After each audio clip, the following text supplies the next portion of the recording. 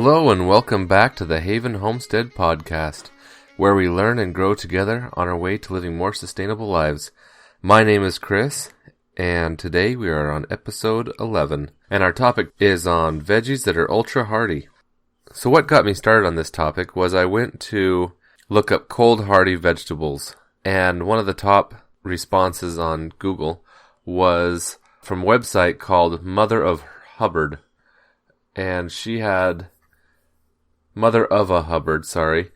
.com, and she has a 10 vegetables more hardy than kale, more cold hardy than kale.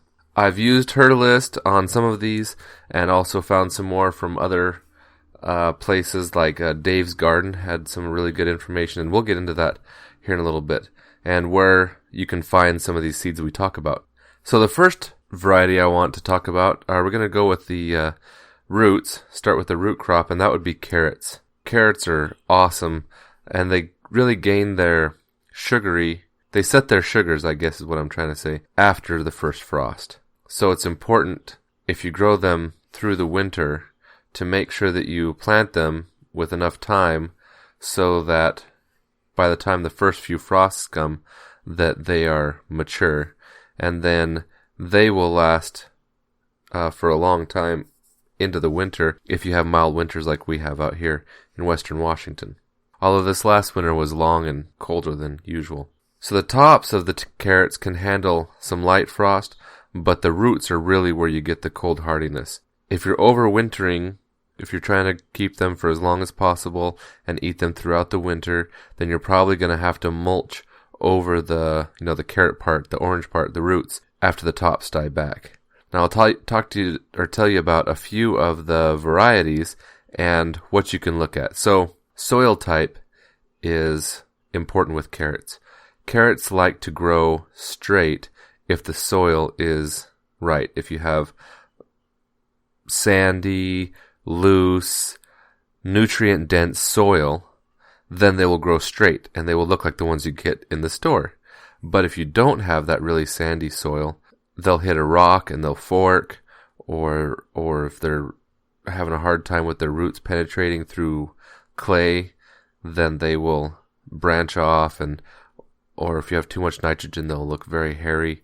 So those are just some of the things to think about when you're planting your garden. So you need to, take extra care for carrots and the soil that they are planted in. So when you're looking at carrots, the root shape is really one of the main characteristics of carrots. In davesgarden.com, it's like it sounds, Dave's, Daves, garden.com, he covers some of the kinds of carrots in a blog article here. And he says some of the stuff like what I just told you about. But the long, skinny ones that you have, he says, are called the Imperator variety. And he says, unless you have better soil than I do, these are the kinds of carrots that you only wish you could grow. So the next one are Nantes. And as we go down the list, you'll see that as I explain it to you, that the carrots, the roots get shorter and broader, with more of a shoulder, they call it, where the green part meets the orange part at the top. They call that the shoulder. And that is what you look for when you're going to harvest your carrots. But, so right now, first the Imperator, which are ones that we won't cover too much because it's, this is a homesteading show, and we're not in it for all of the aesthetic. We're in for it for quality, nutrient-dense food. Live the best lives we can with what we create from our own hands. So the first one we have is the Nantes, and they're shorter, than the Imperator, of course. And they can be about 7 inches long. Some of them are really short, maybe only 4 inches long. The first variety we have are called Nantes, and they are a little bit shorter than the Imperator. They're about 7 inches long. They can be as short as 4 inches long. And they are shorter and thicker than the Imperator. Then you'll go down to Davers. They can also be called a half-long carrot. And they're a little more blocky. And so as the soil, as the shape, in with all of these, the color or the shape or the way the leaves are shaped, with all of these varieties, kind of is indicative of how cold hardy it is. Or, as in carrot's case, they are what kind of soil it can handle. If it can handle clay soil. So the shorter the root, the more likely it will be happy in clay soil. And as we go down, the roots shorten and the carrot gets thicker. So next is the Danvers, which do better in heavy soils than the Nantes. Then we'll do the Châtenay. They're really blocky. They look almost like I don't know. They're about as wide at the top as they are at the bottom, and they're only 4 or 5 inches long. They're really short, but I think they'd be really good for cooking with. And then the last ones are the globe style or planet shape, and they are planet rather, not globe. For some reason I wrote down globe. They are round, and I found another one that says Thumbelina on davesgarden.com, and I also found someone else talking about Thumbelina, that they have short roots that are about 65 days to maturity, and they can grow well in heavy soils. The carrots will be cold hardy to, the tops will go down to, say, 15 degrees or 20 degrees to play on the safe side, 20 degrees Fahrenheit, but the roots can handle real good freeze. And just make sure you mulch them so that they don't actually get frozen themselves, but the soil can get cool. Just mulch over the top, give them a little insulation. Number 2 on the list, I only have 5 for you. So number 2 is spinach. So spinach is a surprisingly cold hardy plant. If you want to have it all winter long for putting in your salads, which is what I like to do, then you'll want to cover it, to protect it somehow. And you can get hoop houses, short hoop houses with cloth over the top. And that should usually be enough in places with mild winters, if it doesn't get really, really cold. If it gets really cold, you'll probably have to put them into a cold frame. Also, it seems that flat-leafed varieties are going to be more tender than the ones that have Savoyed leaves. That's it called. Savoyed leaf spinach is a more cold hardy. And High Mowing Organic Seeds at High Mowing Seed Company, highmowingseeds.com, they have the Bloomsdale spinach, winter Bloomsdale spinach, and it's $2.95 for a packet of that. It's real reasonable, and they are cold hardy. And they also have there are other Savoyed leaf spinach. I mean, if you want to look it up, that's what you look for. So as the carrots, the root got shorter, it could handle heavier soil. The spinach, the more bumpy, crinkly, blistered looking the leaves, the more cold hardy. The more flat and tender the leaves look, the more tender they are. But if you make a hoop house, you'll be in good shape, or a cold frame, or an actual greenhouse, depending on what your climate is like.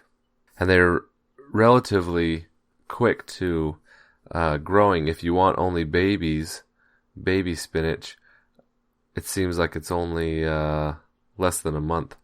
The seeds will germinate when the soil is 32 to 60 degrees, says the High Mowing Organic Seed website on their product description, and achieves the best quality when the air temperatures are 55 to 60 degrees Fahrenheit. So, and they say to plant every 7 days for a continual harvest.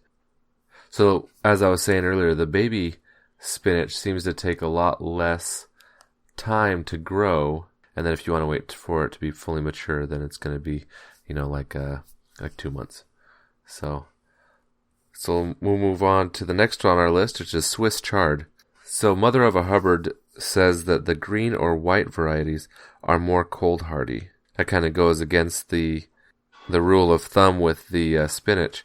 The Verde de Taglio, maybe I'm totally butchering that, Swiss chard, has a mild flavor, and that is offered by rareseeds.com, Baker Creek Heirloom Seeds. They have that kind of Swiss chard, and it is only $3 for a packet of about 100 seeds. What people like about this Verde de Taglio chard is that it has mild flavor. Here in the product description it says, very thin stems support large leaves of unusual substance. Outstandingly sweet and tender variety. Excellent for cut and come again style harvesting. One of the best tasting chards. A delightful, traditional Italian variety. So, that is Swiss chard. The Swiss chard is one of those vegetables, green leafy vegetables, that are just great in a salad, and they can really add a lot of volume to the salad. So the next one, this is number 4, is parsnips. And the parsnip variety that we are going to be covering, I mean, there are some really good parsnip varieties, and they are from sustainable seed companies who did this, sustainableseedco.com. And if you just go to shop seeds, and it'll bring a drop-down list and find parsnips. They have 3 varieties. I mean, and there are, whatever your favorite seed company is, they're probably going to, but just research as to which ones are going to be cold hardy. Same goes with all of these varieties. The carrots need a little bit more homework, I think, because there are so many varieties, and well, I couldn't really find where they said this one will do well in the winter, but this one won't. So, I haven't researched extensively, but with all of these, do your homework first. So the parsnips, the one we're going to look at here is the hollow crown, which hollow crown parsnip seed, which is $1.99. Market price is $4.65 for a packet of seeds, about 500 seeds, and that means a few hundred plants. I don't know how good the viability of these seeds are, or the germination rate, but 500 seeds can plant you a lot of parsnips. And we love parsnips. We kind of discovered it in our family, so to speak, last year, and parsnips are awesome. They're a lot like a carrot. They look like a carrot, like a white carrot, and they taste sweet.